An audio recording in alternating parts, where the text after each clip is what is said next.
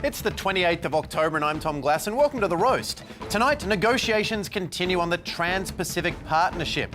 It's just like the reading of a will, really. Some people get things, most don't. You end up crying while rich old Uncle Sam takes all the expensive shit and the whole place smells like death.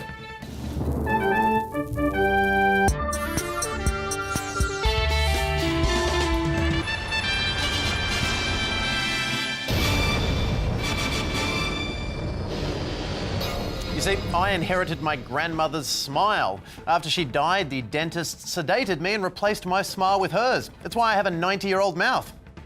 Anyway, here's Mark Humphries with the headlines. He's a smart bit of biscuit, isn't he? Quiet, Grandma, this is my mouth now. The government's plan to protect the Great Barrier Reef has been slammed by prominent Australian scientists. Fortunately, the government's Minister for Science had a great response. I don't exist. According to Australia's leading scientific organisation, the Academy of Science, the government's plan to save the reef is missing one tiny detail. And surprisingly, it's not a chapter about how the reef needs to do more lifting. The plan is almost silent on the issue of climate change. But in the government's defence, climate change isn't real. For the Bolt Report, I'm Mark Humphries. What else is in the plan? One of the key goals of the draft plan is to ensure that 4 new mega coal ports are developed along the Great Barrier Reef. Mega coral ports, eh? That actually sounds pretty good for the reef. Mega coal. Oh, that's not good at all. But before you get ahead of yourself and say this is completely just give them one more chance with this report. The board charged with protecting the reef doesn't have any independent science input whatsoever. It does have 2 members who have interests in the coal and port industry. Okay, now you can say this is completely Agriculture Minister Barnaby Joyce, seen here with one of his main campaign donors, has come under fire after it was revealed his staff had requested changes to Hansard, the official transcripts of federal parliament. Devastating news for that person who reads Hansard. Changing the transcript of what was said to make it factually accurate is nothing new for the coalition. Just look at the transcript for this Tony Abbott quote. No cuts to the ABC or SBS. So what was the change? In the speech, Joyce referred to over 4,000 people applying for drought assistance. His office changed that to read nearly 4,000. It's the most egregious change to what was actually said since the TV version of Snakes on a Plane. I have had it with these monkey-fighting snakes on this Monday to Friday plane. Manager of opposition business Tony Burke, seen here keeping an eye on things, jumped on the change. Of all the things that you can do in this parliament that carry a penalty, the greatest gravity is reserved for deliberately misleading the House. As for deliberately misleading the public, the greatest penalty remains getting elected. For The Roast, I'm Mark Humphries. Thank you, Mark, you little blonde crumpet. But Grandma, shut up. Here, have a boiled sweetie and keep quiet. Yeah? And next up tonight, we turn to the Trans-Pacific Partnership, which is an incredibly complicated and as of yet unsigned free trade agreement between various sovereign nations in the Asia-Pacific. Hey, pay attention. I know it's boring, but it's really important. All right, voiceover guy, could you please explain what the TPP is? TP is a conical tent traditionally made of animal skin. Yep, no, sorry, the free trade thing. Oh, it is a free trade agreement across the Asia-Pacific region, covering GDP of over $27 trillion US. Yeah, and to put that figure in perspective, that is a whole lot more money than I have in my wallet right now. Yours too, actually. I had a sneaky peek earlier. So who is chipping into the Trans-Pacific piggy bank? The TPP involves the US, Canada, Chile, Mexico, Peru, Australia, New Zealand, Brunei, Malaysia, Singapore, and Vietnam. Hey, pretty much all our favourite takeaway options. And New Zealand. I'll tell you what though, I could go some Chinese right now. Notably, China has not been invited. Oh, it's a good thing we ditched the Australia network then so they don't find out about this party. So what does Australia get out of all of this? Less regulation, the removal of tariffs, mutual recognition of standards, reducing approval times, all of these types of things will produce very substantial benefits. No, I've got one big problem with that. I can't sign fast enough. Now, unless there are any other problems with this free trade agreement, I'll just get ready to pen the old John Hancock and the old B positive. T. This is not a free trade agreement. It's about increasing monopoly rights for corporations and decreasing people's rights. Oh, so it's like that Willy Wonka contract where the good things are at the top and the really bad parts are at the bottom in the 1-point font. Thankfully, though, the Department of Foreign Affairs and Trade has a big magnifying glass. They read those bits and they assure us the TPP remains popular.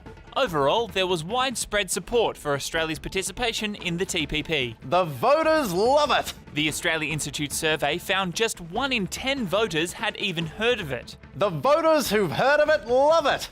And besides, it's never too late to learn about the negotiations, so tell me everything. The trade deal has been negotiated largely in secret since talks started in 2008. Oh. Well, our elected officials are probably keeping it secret because it'll be a really great surprise present. Australians could pay more for drugs and medicines, movies, computer games and software, and be placed under surveillance as part of a US-led crackdown on internet piracy. Paying more for movies and software. So basically Australia could become exactly how it is now, but under more surveillance. How did we find out about all of this? According to details of secret trade negotiations exposed by WikiLeaks. Hey, could someone send Julian Assange a gift basket? Now, a cheap one. Say what you want about those Ecuadorians, they do good work. Now, what is the government's plan in these secret negotiations? I won't sell us short on Trans-Pacific Partnership, says Andrew Robb. All right, Andrew, we'll take your word for it. But I don't want to wake up one day and find out we've just sold out to those damn Yankees. Nah, crap. We'll be right back. Have you ever put profit ahead of everything else? Who's going to look after you when you're old? Your money? Lucky you. What's going to happen to the rest of us and our old lady mouths? We'd love to hear about it. At the Roast TV or hashtag RoastTV. Here I was thinking I was the only one. So we've heard all about the overwhelming benefits of the TPP. Let's now get a little balance and hear about the biggest negative. A legal clause that benefits big multinational companies so much, we're pretty sure it was copied and pasted from one of Rupert Murdoch's wet dreams. It's called the Investor-State Dispute Settlement Clause. From a company's perspective, the clause reads like this. If your country makes a law that hurts my company profits, then my company can sue the pants off your country and put those pants on display in my company's giant pool room. Right. And what's this law called? It's called the you law. And for a balanced look at the you law, let's turn now to Alex Lee and Jazz Twemlow. Alex, you're in favour of this, so why should we support the Investor-State Dispute Settlement? Tom, Australia is built on foreign investment. The companies come here, they pay tax, they employ Australians, and 2/3 of the income they make here is then reinvested back into Australia. The companies have interest here, so we need to protect them. Yeah, right. Actually, I don't see why people are so upset about it all. Jazz, what's the negative? Well, under an ISDS that Australia has with Hong Kong, cigarette manufacturer Philip Morris has launched an action against the Australian government for introducing plain cigarette packaging. They're suing us for keeping their customers alive. Okay, that is stupid. Alex, positive? Look, this gives our companies the same protection overseas. So foreign governments can't screw us over with some bullshit no airplane companies with kangaroos on them laws. Yeah, I suppose if they are going to sue us, we should be able to sue them back. Jazz? Well, that Philip Morris thing was just the tip of an iceberg that's actually a giant frozen shit.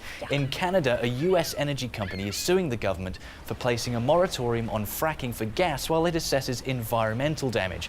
Brilliant. So governments have to pay out for looking after the environment. What are we doing? Renting the planet? Yeah, he's got a good point. Alex, let him hear a positive. That's it. Oh, Jazz? Well, since Canada and the US signed a free trade agreement, Canada has been sued nearly 20 times and paid $158 million in compensation to American companies. So if Australia gets one with America, it basically means when the government's making a new law, they won't just have to consider Team Australia, but Team Foreign Shareholder as well. All right, Alex, your rebuttal. I like your old lady mouth. Oh, thank you. It's very kind. Jazz, negative? About your mouth. You're right. Nothing wrong with this mouth. Thank you, Jazz and Alex. And while on the surface everything about this Trans-Pacific Partnership seems bad, I think we've learnt today that if you take the time to dig a little bit deeper, it gets much worse. But maybe this is just the way the world is going, and we'll just need to accept that back in my day, companies didn't sue governments for making laws, they had to obey them. Yeah, I know, and you could buy 3 houses for $1. You've got a big mouth on you, little shit. Sorry, Grandma. Good night. Good night, sweetie. No, Grandma, I was actually saying goodnight to the people watching the show. What show? The show I do. You do a show? When's it on? It's over now. Oh, that was quick.